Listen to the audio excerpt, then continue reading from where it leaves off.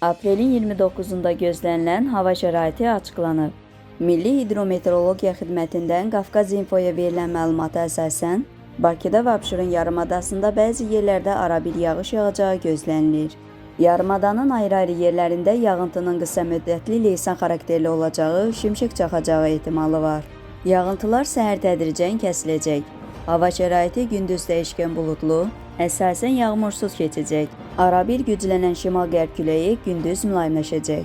Havanın temperaturu gecə 8-10 dərəcə isti, gündüz 10-13 dərəcə isti olacaq.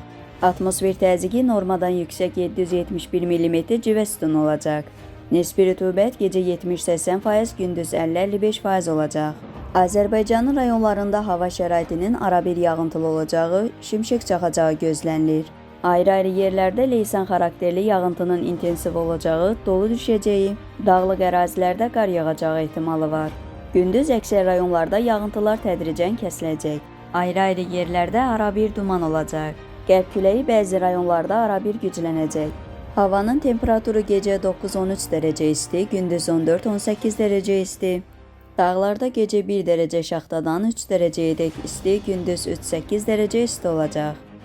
Əgər sən də işləməkdən və dünyadan yorulmusansa, İlahiyyatçı Rüfət Qarayevin İncilər, Elmin Qapısı və Mənəvi Səyahət kitabını elə indi İsra Nəşriyyatdan sifariş et. İstədiyin ünvana çatdırılsın.